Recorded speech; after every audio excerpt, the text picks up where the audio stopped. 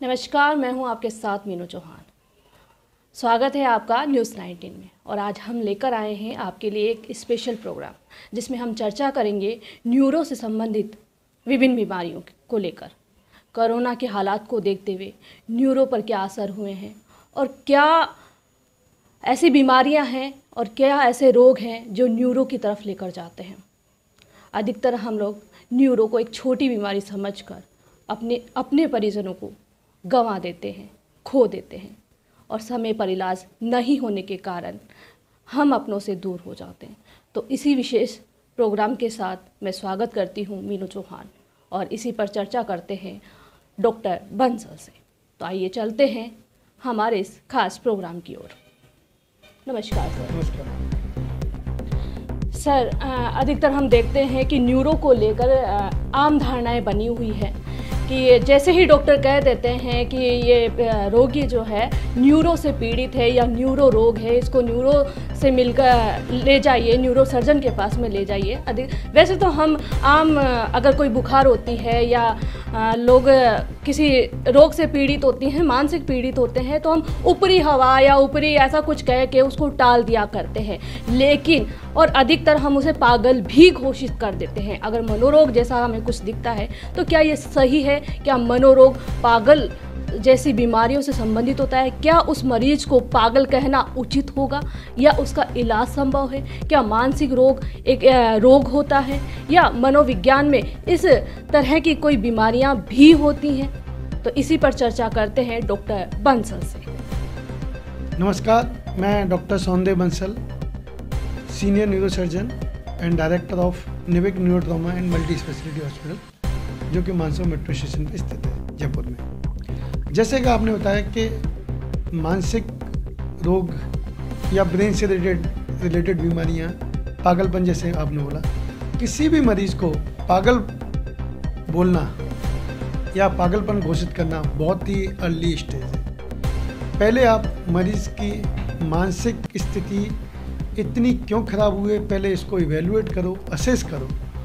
कभी कभी हम देखते हैं कि मरीज़ को इररिलेवेंट बिहेवियर करता है या चीज़ों को तोड़ फोड़ करता है, तो हम कहते हैं कि यार ये तो पागल हो गया। ऐसा नहीं होता है। आप उसको जांचें कराओ।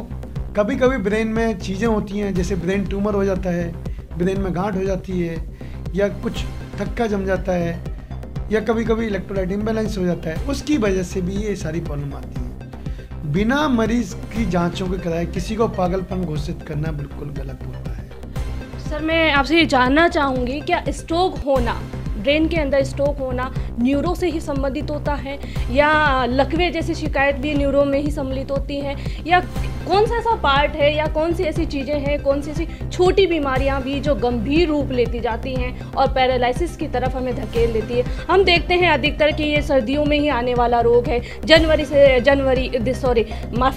दिसंबर से स्टार्ट हो जाता है, जनवरी में भी आता है और अधिकतर फरवरी तक जाते जाते इस रोग के रोगी बढ़ जाते हैं। तो क्या ये महीने जो आ रहे हैं, क्या इस महीनों में ही ये रोग ज़्यादा बढ़ता है? बिल्कुल सही कहा मैडम आपने। स्ट्रोक जो बीमारी है वो सर्दियों में बढ़ जाती है। स्ट्रोक दो तरह से होता है। एक तो दिमाग की नस का फट जाना और एक दिमाग की नस का ब्लॉक हो जाना। ये दोनों ही बीमारी न्यूरो की बीमारी हैं। मैंने देखा है कि अपने भारत देश में 70 से 80% मरीज़, और मैं कहूँ इससे भी ज़्यादा मरीज़, न्यूरो के डॉक्टर के पास ना जाके जनरल डॉक्टर के पास या झाड़ फूक वाले डॉक्टर के पास या कुछ सेंटर हैं वहाँ जाके इलाज कराते रहते हैं। लेकिन मेरा मानना है कि आपको न्यूरो स्पेशलिस्ट के पास जितनी जल्दी जाओगे उतना ही मरीज़ का इलाज अच्छा होगा। हम इसको एक विंडो पीरियड बोलते हैं। विंडो पीरियड का मतलब होता है कि 3 से 4.5 घंटे के अंदर मरीज़ आपके पास आ जाता है और इसका इलाज चालू हो जाता है। तो जिसकी वजह से लकवापन आया हुआ उसके परिणाम आने की उम्मीद बहुत अच्छी होती है। सर मैं ये जानना चाहूँगी, या हमारे दर्शक जानना चाहेंगे कि इस रोग में क्या नींद में बड़बड़ाना जैसे, या फिर किसी चीज़ को लेकर एक डर सा मरीज के अंदर होता है कि किसी का आहट होती है उसे, या नींद में उसे कुछ सपने आते हैं, या क्या ऐसे लक्षण हैं, या झोला छाप जो डॉक्टर्स होते हैं, झाड़ फूक वाले जो डॉक्टर्स होते हैं, क्या उनसे ये इलाज संभव होता है, या फिर क्या ऐसे लक्षण होते हैं, या शुरुआती लक्षण हमें किस प्रकार से पता चलेंगे कि ये हमें पैरालिसिस की तरफ लेके जा रहे हैं, ये मनोरोग की तरफ लेके जा रहे हैं, ये स्ट्रोक की तरफ लेके जा रहे हैं? क्या ऐसे लक्षण हमें शुरुआती दिनों में इसमें देखने को मिलते हैं? जैसा कि आपने अभी पूछा मेरे से, स्ट्रोक वाले मरीज़ के स्पेशल लक्षण होते हैं। मरीज़ की मैं बता देता हूँ कि आपको क्या क्या लक्षण होते हैं, तो हमें ये सोचना चाहिए कि मरीज़ को स्ट्रोक आया है या आने वाला है। मरीज़ कहता है कि मेरी आवाज़ बदल जाना, एक साइड के हाथ पैर में लकवापन आ जाना, या दोनों साइड के पैरालिसिस आ जाना, मिर्गी के दौरे आने जाना, सिर में दर्द बहुत हो जाना, मरीज़ का बेहोशी में जाना, ये जनरली सारे लक्षण हैं जो ये दर्शाते हैं कि मरीज़ को स्ट्रोक का अटैक आया है। जनरली मरीज़ मोस्ट ऑफ द टाइम मरीज़ स्ट्रोक वाले आते हैं कि सर मेरी एक साइड में पैरालिसिस आ गया, लकवापन आ गया है और मेरी आवाज़ बदल गई है। इस टाइप के लक्षणों को कभी भी आपको नेगलेक्ट नहीं करना चाहिए, क्योंकि जैसे मैंने अभी आपको बताया, जितनी जल्दी आप इलाज चालू करोगे उतना ही इसका रिजल्ट अच्छा आएगा। और मैं दर्शकों से यही कहूँगा कि आपको न्यूरो का इलाज हमेशा न्यूरो के डॉक्टर से ही लेना चाहिए, क्योंकि उसका उस बीमारी के बारे में ज़्यादा स्पेशलाइजेशन है, क्योंकि उसने उस बीमारी के बारे में ज़्यादा स्टडी की हुई होती है, तो वो आपको बेहतर परिणाम दे सकता है। सर मैं जानना चाहूँगी, जो स्टेरॉइड दिया जाता है, अभी कोरोना काल में काफ़ी स्टेरॉइड दिए गए, तो ये जो छोटे हमारे क्लिनिक होते हैं, आसपास के जो क्लिनिक हुआ करते हैं, इसमें अधिकतर लोगों को बुखार हो जाती है, सर्दी जुकाम लग जाते हैं, सर में दर्द हो जाता है, तो हम जल्दी ही अपना इलाज जल्द करवाने के लिए और जल्दी फ़ायदा पहुंचाने वाले डॉक्टर के पास में चले जाते हैं और स्टेरॉइड हमें मिल जाती है। तो क्या ये स्टेरॉइड भी एक कारण बनता है लकवे की तरफ जाने के लिए, हमें अग्रसर करता है? क्या ये ब्रेन ट्यूमर, स्ट्रोक, ये ऐसे बीमारियों की तरफ जाने के धकेलता है हमें मरीज़ को? देखो, स्टेरॉइड जैसा आपने बताया कि लोग देते हैं जल्दी उसका परिणाम आए, बिल्कुल सही बोल रहे हो, बट स्टेरॉइड स्टार्टिंग में आपको लगता है कि इससे अच्छे रिजल्ट किसी की नहीं है, बट लॉन्ग टर्म इसके जो साइड इफ़ेक्ट हैं वो आप कल्पना भी नहीं कर सकते हो।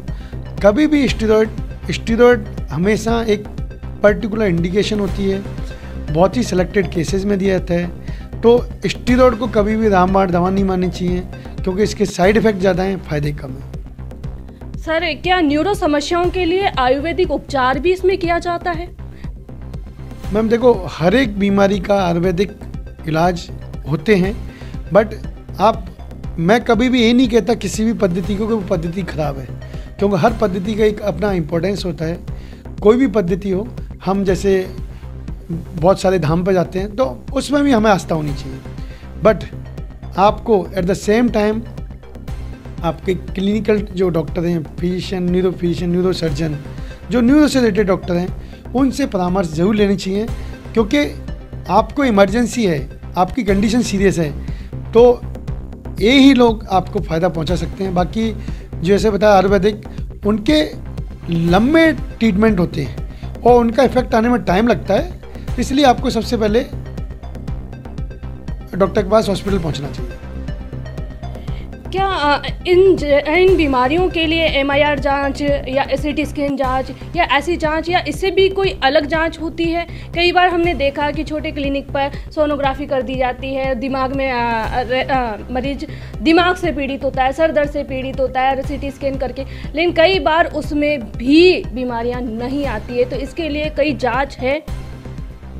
देखो, जैसे आपने बताया स्ट्रोक हुआ, ब्रेन ट्यूमर हुआ, स्टार्टिंग फेज में जैसे ही मरीज आता है तो सबसे पहले आप CT स्कैन करके ही देखते हैं, क्योंकि CT स्कैन एक तो सस्ती है, दूसरा ईजिली अवेलेबल है। तो CT स्कैन में यदि आपको फिर भी डाउट आता है, कभी कभी आपको मरीज लकवेपन का आता है, 24 से 48 घंटे में CT स्कैन में पिकअप नहीं होता है, तो उस कंडीशन में यदि आपको डाउट है तो इमीडिएटली MRI करा के देखनी चाहिए।